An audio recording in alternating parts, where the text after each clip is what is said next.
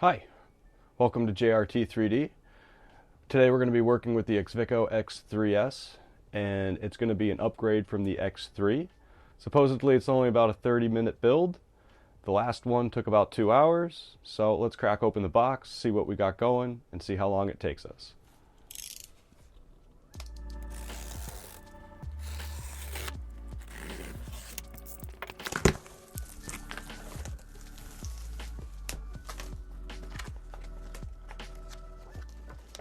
Quick start guide, always a good thing.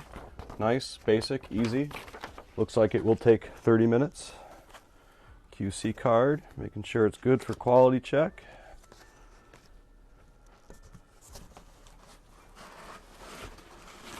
My box was upside down when I got it, unfortunately, so we'll see how their padding holds up. Nice, strong foam padding. Gotta love it. Form fitting. That is nice and secure.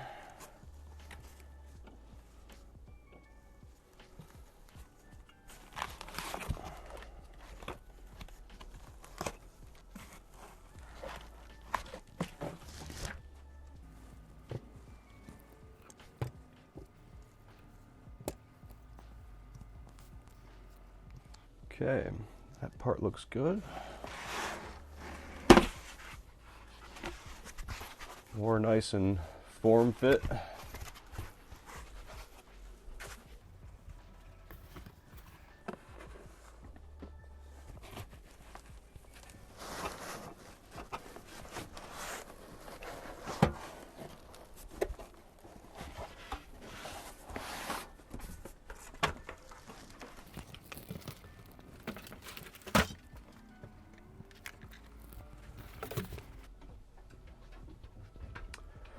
Okay, so basically we have two pieces.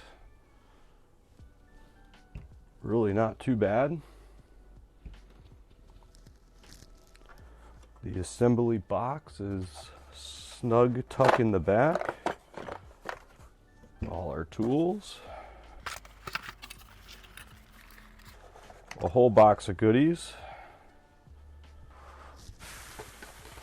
So amongst our box, we got wire cutters, always nice. Our power cord, extra nozzle and PTFE insert, my mounting screws, my toolkit,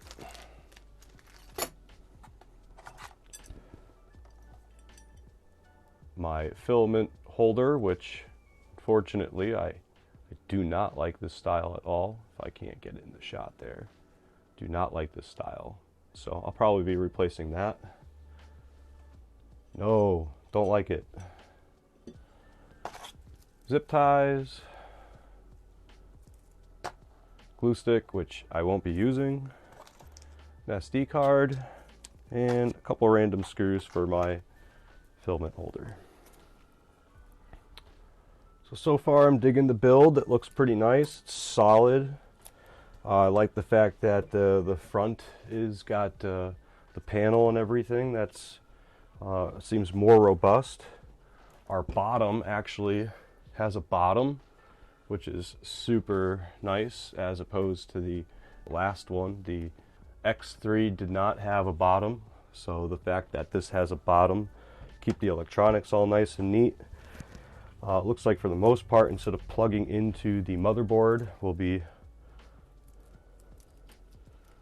messing everything up with my mic. So instead of plugging into the motherboard, we'll be plugging into this array of wires, which is different. I saw the video of this unit and I was kind of curious how that would look in real life. So step one's pretty basic. We take our A4 screws.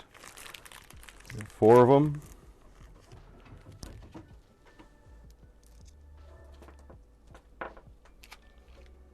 And we'll be putting them right into the top here.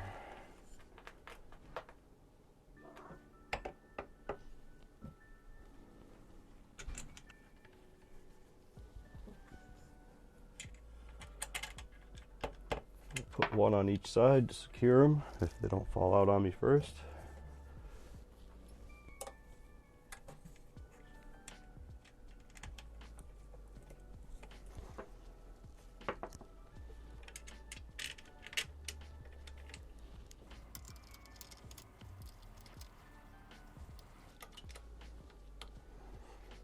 Alright, once I got them all set, I'm going to just tighten them down.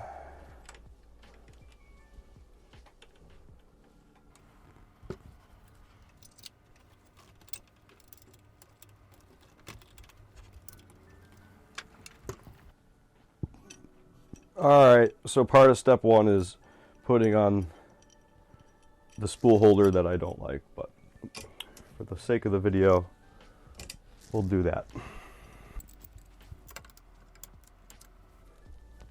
Alright, so similar to the X3, we're going to be plugging into the back.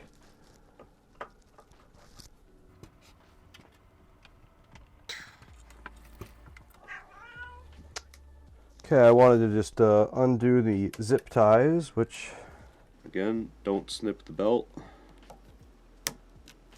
Only the zip tie. In the back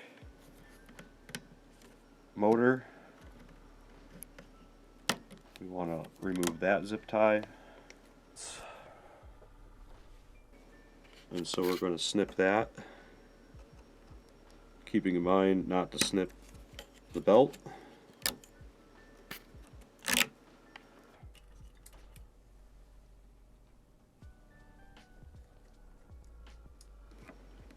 Underneath the unit we have another zip tie along the base, and we want to remove that as well.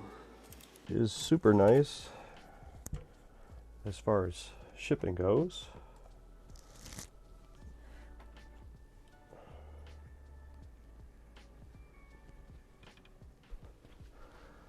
I'm in America, so I want to be 115, which it comes standard. If you get yours elsewhere, make sure you're changing it. And then we're going to connect our wire array to everything that we need.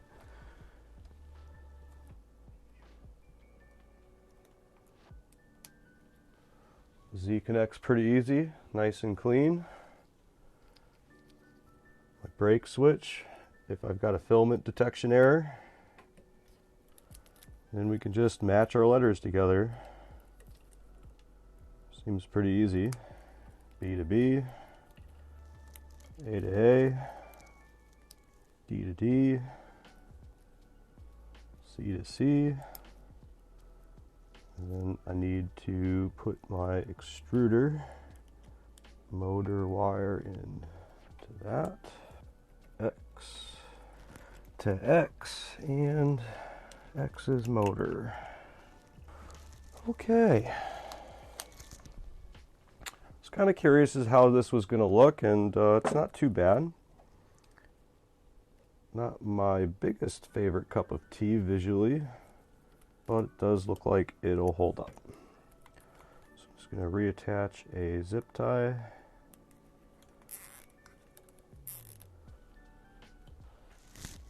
And that was step 2. Step 3 we already did, and that was adding the filament detector switch. So while we're here, we can check the snugness of our belt on our head.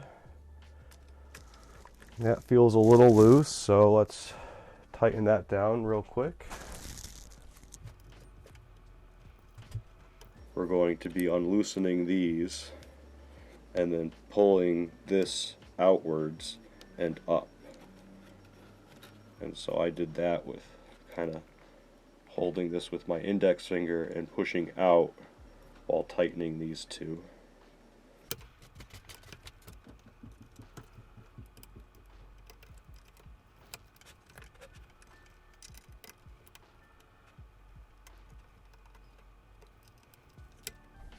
Alright, I'm going to just tighten up the bed a little.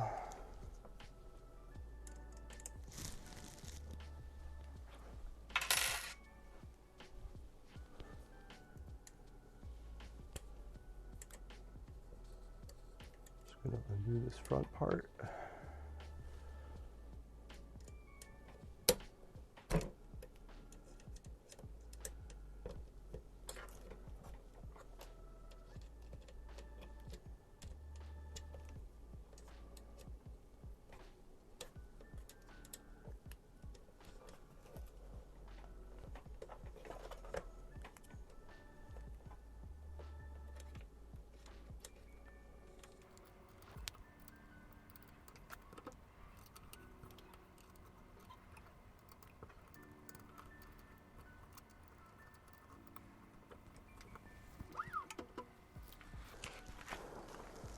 Okay, that's that.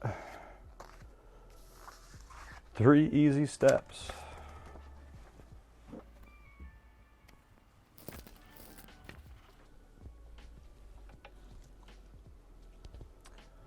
So it looks like we got some plastic covering on our bed. So let's get rid of that.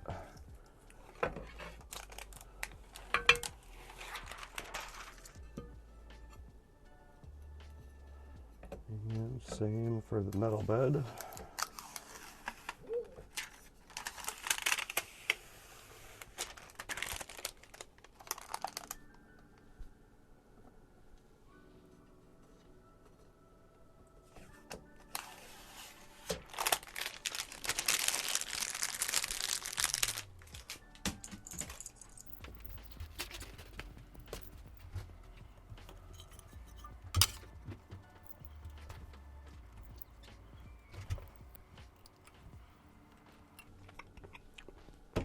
Well, that was that. It took about 30 minutes. Under that, if you're really fast, you could probably get this put together in about 15 minutes.